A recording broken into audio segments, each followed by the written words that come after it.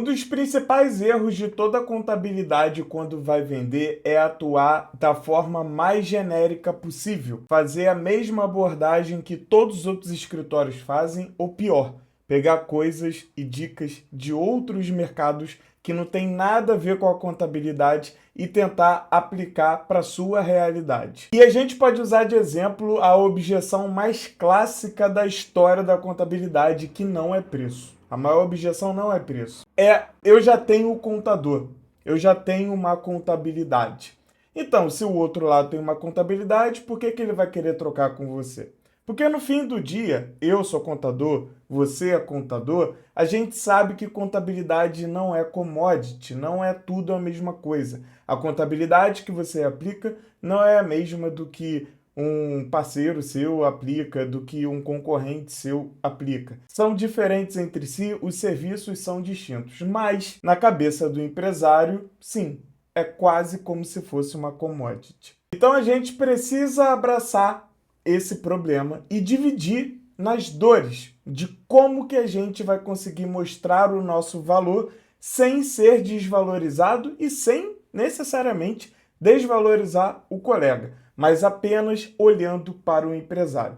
Então vamos para a tela porque eu separei algumas dores específicas que o mercado contábil precisa praticar na hora de fazer uma venda. Bom, aqui a gente tem o nosso mapa mental que vai estar disponível para download. Eu já vou colocar na tela um QR Code ou aqui embaixo você já pode ver para poder baixar, tem o link aqui embaixo. Mas esse mapa mental, ele é interessante porque eu dividi nas 3 dores que viram reunião na hora de você realizar uma prospecção. Isso daqui, gente, eu estou falando somente de prospecção. Então, as 3 dores que viram reunião, e aqui nesse caso é somente para quem vai prospectar, tá? Isso daqui não é só para quem vende indicação, que quando o cara vende indicação, ele já vem praticamente vendido para você.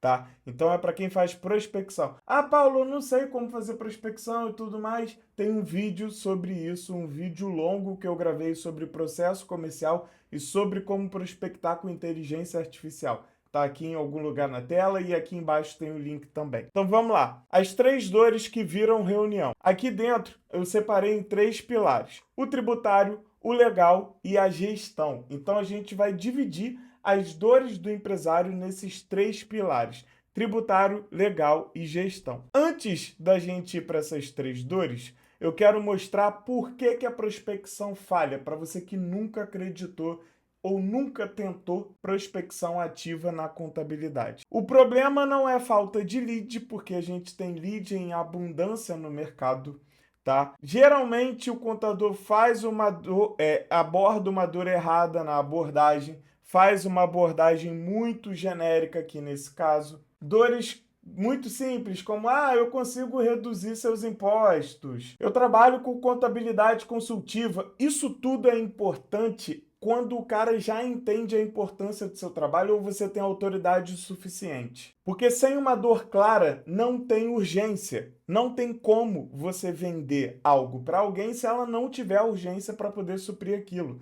Principalmente se ela usou para você o argumento que ela já tem um contador. Você sabe que às vezes pode aplicar um trabalho melhor do que aquele contador. Você pode fazer uma revisão tributária melhor, você tem um apoio à gestão, faz uma contabilidade de fato consultiva, mas ele não sabe enxergar esse valor. Então, como que você vai conseguir demonstrar esse valor e esse diferencial para ele? Como que sua proposta de valor vai estar bem posicionada para ele? Prospecção abre conversa, mas não convence, tá? A prospecção é para você ter uma abertura com o empresário ali do outro lado. O poder de convencimento é ao longo da negociação. Então, essa abertura, mas o início do convencimento está aqui nessas 3 dores que a gente dividiu. E não é todo empresário que vai ter todas as 3 dores, tá? Elas estão aqui para cada cenário específico. Vamos lá, então. A gente tem o primeiro pilar aqui, tá? Que é a dor tributária, que é quando o dinheiro está vazando. Aí eu separei em subblocos aqui. Quando usar? Então, no simples ou no lucro presumido, ele é bem variável, você pode usar em diferente, até no lucro real também, mas aqui eu vou falar mais com o pequeno e o médio, que acaba trabalhando com simples e lucro presumido. Se você tem cliente do lucro real, também serve, mas aqui eu quis mostrar que é plural. Você consegue oferecer para qualquer empresa e identificar essa dor em qualquer empresa. Profissionais liberais e crescimento recente. Ou seja, não importa se ele é um profissional liberal, se ele é um profissional que atende sozinho, que às vezes tem, sei lá, uma secretária, ou ele se porta com uma empresa e tem diversos funcionários. Não importa o modelo de empresa, a dor tributária está presente para todo mundo, tá? O que você tem que levar em consideração é o contexto dele, tá? Mas o erro comum, o maior erro que todo contador comete é falar de imposto de forma abstrata ou falar de imposto de uma forma vaga, dar exemplos que não tem nada a ver com ele. Então vamos supor que você está conversando com um arquiteto e você já atendeu um arquiteto ou uma atividade similar a um arquiteto. Usa de exemplo com ele, usa isso de exemplo. Profissional da saúde, profissional do mercado digital. Por... E aí, se você não tiver, beleza, você pode conectar com outro profissional da área de serviço. Então, assim, sempre tentar o mais similar possível para ilustrar. Você precisa ilustrar muito bem para o seu potencial cliente ou para o seu cliente essa questão do imposto, o que você pode fazer por ele. Porque aqui ele não é seu cliente ainda.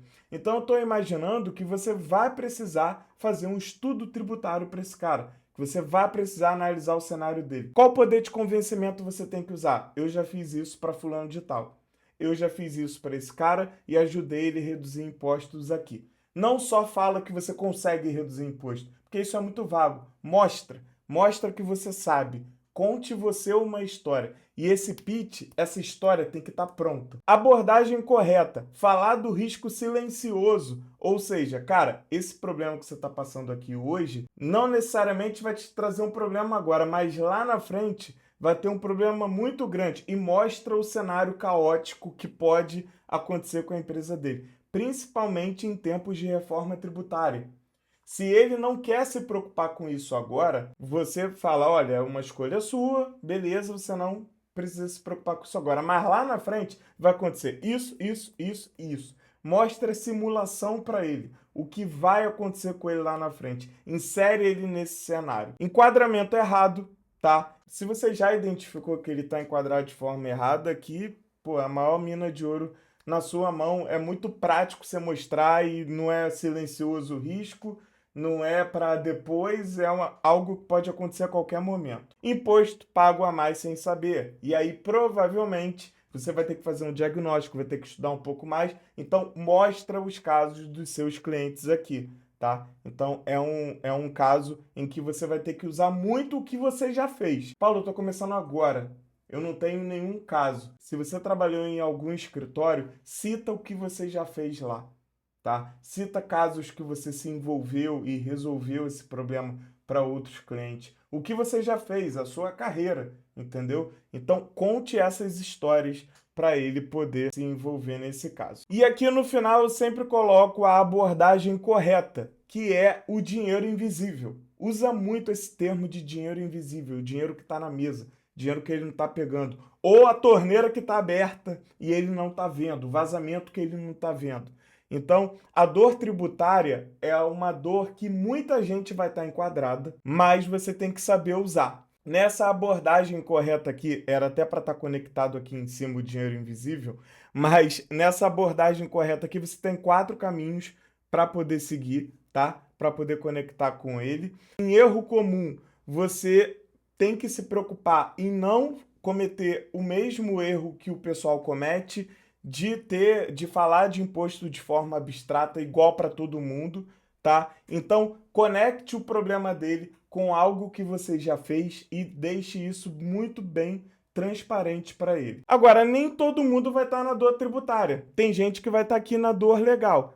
Mas também uma dúvida que alguns me perguntam quando eu apresento isso em implantações, consultoria, mentoria, enfim. Paulo, pode ter mais de uma dor o mesmo cliente? Pode, claro, pode ter as 3 aqui. É que o comum é ele ter uma dor. Porque por mais que tenha mais de uma dor, a latente, a pior, geralmente você vai saber qual é. O que está mais para curto prazo. E é aí que você ganha o cliente. Então, quando o risco não aparece no dia a dia, que é a dor legal. Quando a gente usa pequenas e médias empresas, Estrutura nunca revisada, nunca teve uma revisão ali na estrutura, revisão de contrato social, não sabe nem quem fez o contrato social, principalmente quem não tem muita informação, não teve revisão nunca. Então, quem nunca teve, cresceu e não teve estrutura revisada, teve alteração contratual e não se atentou, e confiança cega no contador atual. Você levantar esse questionamento,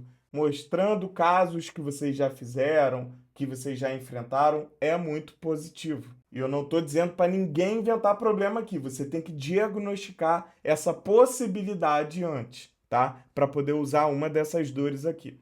O erro comum, só falar de legal quando já deu problema. Muitos contadores cometem esse erro. Eles só falam de legalização, só falam de alguma etapa ali quando deu problema. Então, você oferecer isso antes, por exemplo, eu estou entrando em contato com você porque outras empresas desse setor, nesse momento de negócio, passaram por isso. Você sabe como está a situação da sua empresa? Levantar esse questionamento. Você só precisa levantar o questionamento. Então, identifica situações que você já viu aí dentro com um ou mais clientes em determinado momento do negócio, do tipo de empresa, de tamanho de empresa, e vá para o mercado, atrás de outros casos como esse. Não espera cair do céu.